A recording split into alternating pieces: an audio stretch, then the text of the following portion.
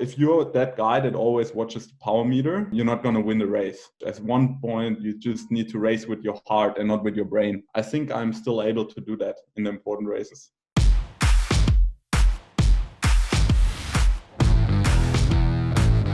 Hey guys, this is Keeping Connected by the PTO. My name is Till and I got another fantastic athlete with me today. He's not just one of the most established triathletes, but in the future will be known for one of the most unique and coolest pain caves, as you can see on his YouTube channel. Welcome, Sebastian Kienle. Sebi, how are you? Thanks. Doing absolutely great considering the times. Probably it's because of my very unique pain cave. I loved it. I watched the YouTube video. Basically a result of one of the Twitter or like one of the tweets you put out that made me laugh so hard, because I had exactly the same approach where you were like, my new excuse is that you don't know how long the lockdown will take, so therefore you can only like clean one room a day or do one chore a day at home, which is exactly my approach down here as well. Yeah, no, honestly. And I mean, I think we got off to a really a quick start. Just like in an Ironman, you basically start full gas and then you still have 8 hours to go or a little bit less. And so I think all the rooms in Germany and all the houses in Germany, in the backyards and everything, they are like so clean. And we started to clean the stones outside. So seriously, honestly, I'm really excited to get back to my normal job. I can imagine that. I watched some of your stuff. I have no idea how you squeeze that swim trainer into the kitchen. It fits like just like that. Trust me, one thing, I don't know either, and it never works out without leaving some marks on one of the doors or whatsoever. So Tina, my wife, she's not always super stoked about it.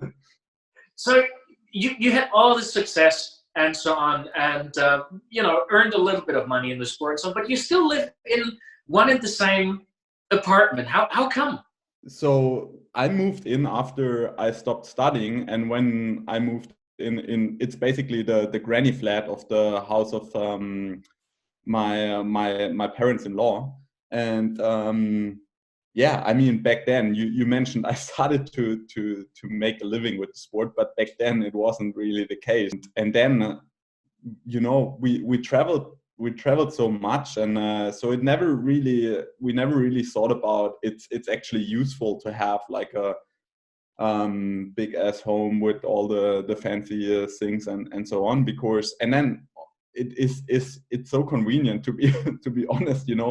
You come back and the plants are still alive and the fridge is not. So this is like a really good thing, to be honest. So having Tina's parents here, they're super supportive. And yes, of course, sometimes it's a little bit small, but I also really love it. It's cozy and you really feel at home when you come back from a trip. How is Tina dealing with the swim trainer in the kitchen, the turbo in the living room? Yeah, I mean, she also really loves it here, and therefore I think I love her so much, because it was never about who has the biggest garage and the most cars and so on. And she never really was into these things, but of course sometimes she's like, what about if we have a baby one day or whatever, and where do we move all this stuff? So that also was a chance in the last 2 weeks to rearrange some things, and I think I have to probably make an update, because parts of the gym equipment is now in her brother's room, older room. So therefore we have a little bit more space, but yeah, it's still pretty stacked. Are you one of those people with the current situation who's actually busier in everyday life than he's usually? Probably the answer is yes, because I mean, I don't want to say I have no excuse to not help with all those crazy remodeling and cleaning actions and so on, because I always I always wanted to do something useful, you know. I mean, spending 2 hours on the trainer might be good for your shape, but you can't instantly see the result, and it can be quite satisfying actually if you clean the stones in front of your backyard or whatever, and then like 2 hours later you look at the result and it's actually right there, you know. In our job, if you want to call it so, it's usually you have to wait a whole year until you see the result of all the work, and so sometimes it can be quite satisfying to do something normal. Now you have no idea when you're back to racing. How do you actually train, or what do you train? It's quite interesting because, you know, when I started the sport, I think it was all about racing and winning races and beating the opponents and so on, and being proud about yourself and the result. And I realized over the years, having some success, that really the reason why I still love the sport is because of the way to this success and because of all the work that goes into it. And so I love the sport not just for the races and for the lifestyle, but also just because I'm able to exercise every day and call this a job. And of course, especially in these days, I think you always have to have a perspective. You know, of course, it's challenging and it's difficult, but it's not as difficult as for some other athletes who are probably not even allowed to go outside. And then even those athletes still have it a lot better than a lot of other people who are afraid to lose their jobs and so on. So therefore, that puts it all in perspective. And now answering your question, I think I just do a lot of things I love to do. I also try to implement some new ideas into training, and it's also important for me to have a schedule. Actually, when I came back from Fuerteventura, that was just right after the lockdown, I had 1 week without really a schedule and so on, and it was very challenging, to be honest. And also mentally, it was not I wasn't very happy. And so now I'm back to some sort of a schedule, but that leaves enough freedom to just enjoy, you know, what I'm doing. That's nice. You travel about 160 days a year. Do you always love it, or are you sometimes annoyed of the traveling? Well, right now I can't think of anything better than go for a trip and experience something new. And I mean, that's the thing, you know, with all those years on the circuit, I started to have my friends and families spread all over the world. And also right now, then you start to think about all those people. And that's, on the one hand side, it's really interesting and nice to talk also to those people and learn about their experience and how it is there right now. I think in some years, at the end of the year, I was really tired of traveling, and the only thing I wanted to is stay home for 3-4 weeks and just, you know, lie on the sofa and do nothing. But it's always the same, you know, as soon as you have a situation like that, you start to hate it pretty soon. So therefore, of course, you always want to have what you currently can't have. And so therefore, yes, in some years I was really tired of all those traveling and living out of a suitcase. But then on the other hand, I also have to say it's quite a privilege. And what's also nice is that we always spend like 3-4 weeks in one place. It's probably different than a lot of other sports who, you know, see the airport, see the hotel, see the track or the pool or whatsoever, and then 2 days later, boom, they are back, and then 1 week later, again, they are on the road. And it's the same with cycling, probably. So that's really nice in our sport, that we stay in one place for long enough to actually really get connected to the people there. With all the places you've been in, you say you spend a couple of weeks there. Are there places that stand out where you go like, okay, that's definitely a place I want to go back to?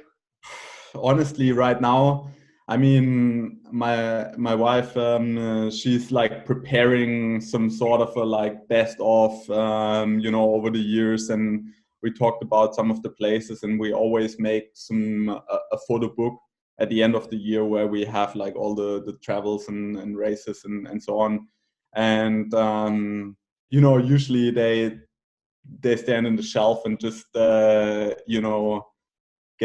all dusty, but now I actually got them out and took a look at some of the trips, and they all stand out in some way or another. Even places where I would never go for holidays or would never go on private, I have great memories to, and it's whatever, Galveston in Texas. It's not a place where I want to go for holidays, but there's this little cafe place, and it's so nice. And there's like all these little things. And St. George, for example, we have a super nice host family there. Also, Phoenix in Arizona, we know a couple, and they have a private 25-yard pool. I would love to be there right now, to be honest. So it's a lot of really nice places, and I think that what really stays after your career. I think at one point I can't remember how many races I won, or did I win that race, or was I third place, but meeting the people and being at the places along the way, that's what really stays with you, I guess. And now missing the 25-meter pool. Did you ever think you get to the point where you're like, man, I miss swimming? That's really the thing, because swimming is banned worldwide. I mean, a lot of triathletes I know would probably agree that this is not the worst case scenario.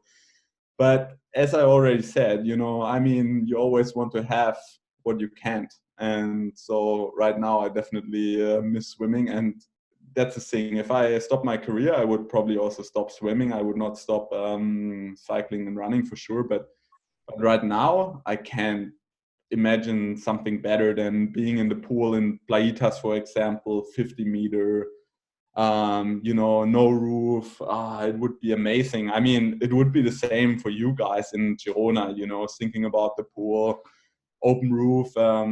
Yeah, I mean, that's just a sign how much you love the sport, It's weird. Literally, I start miss swimming, and I don't even need it to make money. Well, I will never make money with anything that involves swimming, but yeah, it is strange these days, without a doubt. Do you, like, with the training and stuff you do at home right now, how long do you think it'll take you to be back in like peak racing shape when it's time to hit the road? Like this, I think. That's what we work on right now. Is also, of course, everybody tells you, look at this as a chance, blah blah blah blah blah. Of course, it's not that easy, but at the same time, I really try to have that mindset. And I think we as especially as triathletes, I think we are pretty good in adapting to new situations and new challenges. And being self-employed, basically you always have to take care about everything yourself. It's not like in a soccer club or whatever, where the people at home and they don't know what to do because they can't go to their club training or whatever. I mean, there's no motivational issue or something like that for the most of us, I guess. And so therefore I try to work on things that will make me a better athlete in the long term. I mean, I'm turning 36 this year, so long term is probably like 3 years. But in a lot of ways, I've trained from one race to another. There's always been a next race in 4 weeks, a next race in 2 months, and so therefore you always have this like sort of pressure that there's a race in 2 weeks. So you try to, of course, you try to be healthy and try to take care about your body, but at the same time you want to be fit and beating the out of the guys in 2 weeks. So therefore you still have to do like this short-term stuff.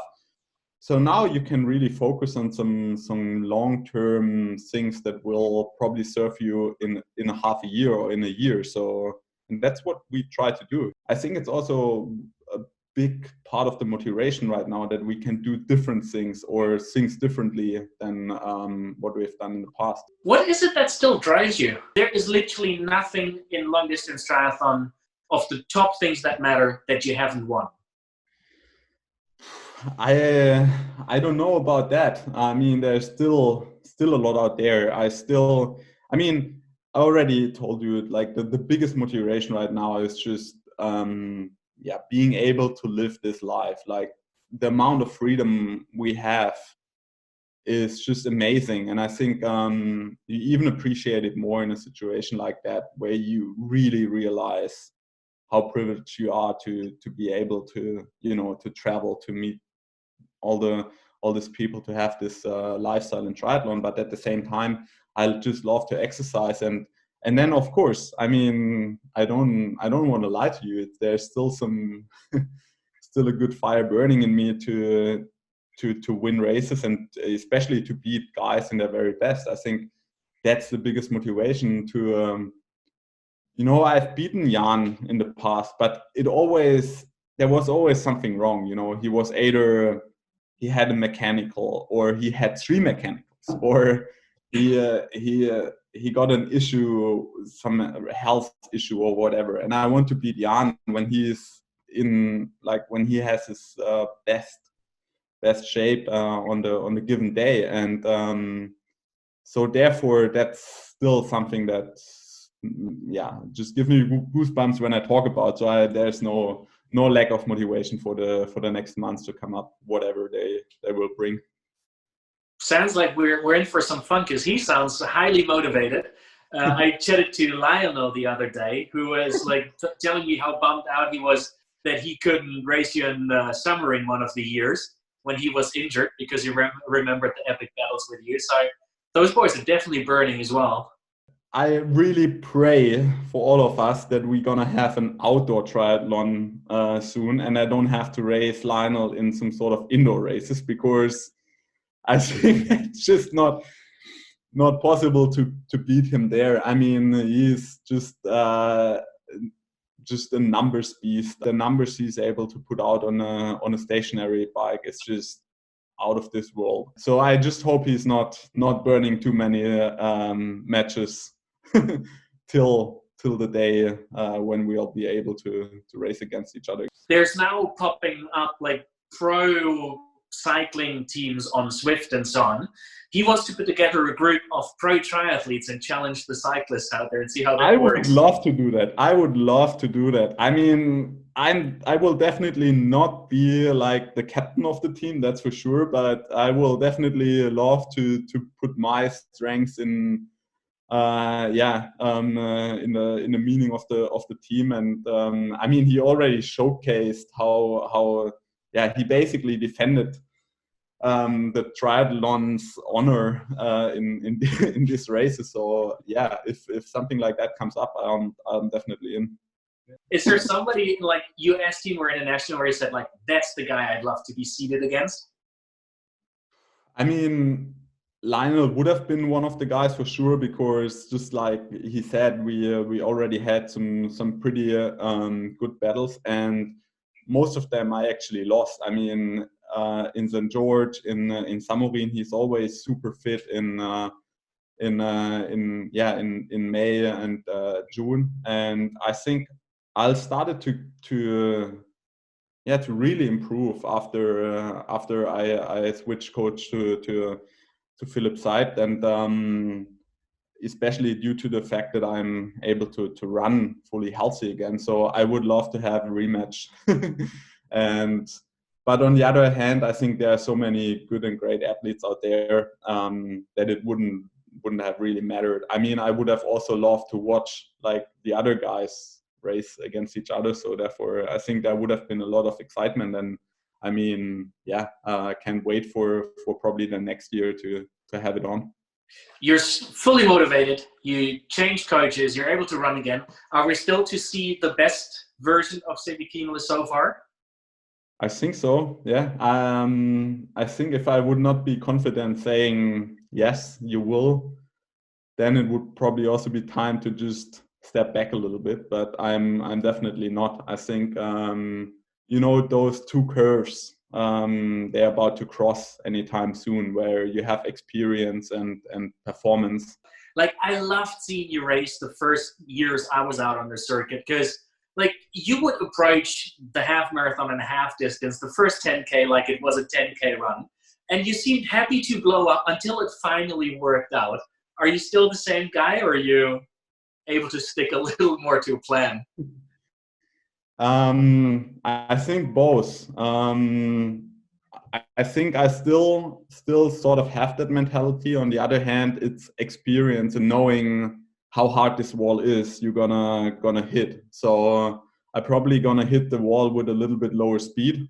But then on the other hand, that's also the problem that comes with experience. You know what's gonna happen when you're gonna blow up. And it's also just the sport has changed a lot since then. I mean, I would love to say I would have won the race back then with all the competition we have nowadays, but that's just not true. If all those guys were in these races, for example, in Vegas, it would have not looked that easy, It's not that easy anymore, and the chances of having success like that are for sure smaller. But then on the other hand, if you're that guy that always watches the power meter, you're not going to win the race. At one point, you just need to race with your heart and not with your brain. I think I'm still able to do that in the important races. It sure as hell looks like it. I've seen some good ones that look like that. Running with Jan in Frankfurt for the longest time, and so on. Yeah, for example, that was one of the cases where probably should have been smarter or should have waited a little bit longer or whatsoever. But that's always the thing that are going to tell the people that look from the outside but you are the only person that really knows. And that's the thing. Like, I know what you can do if you are in this rush and in this position. You can grow taller than you are, and you can do things you would not be, you never thought you would be able to. When I look at my numbers and when I look at training sessions from other people and so on, I sometimes think I should not be able to beat these people. But that's really the thing. On race day, it's a different story. And that's the only thing that matters. When you are in this situation, I would absolutely hate to not try and finish second with a smaller margin, and everybody says, yeah, that was a smart race. I don't want to do a smart race. I want to do like a full gas race, and if I blow up, yeah, well, then that's it. But I think that's the biggest reward you can have, is that feeling of putting it all on the line. Hey, you got my vote. Please never get too smart in racing, because you're putting on a nice show out there that's fun for us to watch as well. With racing, how do you switch off? By reading. I still like to read like a lot, basically all newspapers and non-triathlon related stuff, books and things like that. Is that still a thing? I'm not really into podcasts, to be honest. Yes, I mean that's really the thing, and I mean that's also one of the things a lot of people ask you, what do you really miss? What do you have to sacrifice for your sport? And I think the biggest sacrifice is always friends. It's not that easy if you come back from all these trips and hey, here I am, and they all have families now, and they work, and so it's not that easy. It's not like they don't have the same rhythm and lifestyle you have. It's not that easy to meet up on a weekday at 10 a.m. to have a late breakfast or something like that, So that's something I would love to do, to to switch off and have a little bit more time with friends. I think that's the only thing I sort of miss. Next time, hopefully, I remember a really good Flammkuchen near your place. Yeah, that's about right. I mean, I would love to either have the next chat here with some Flammkuchen or at a race.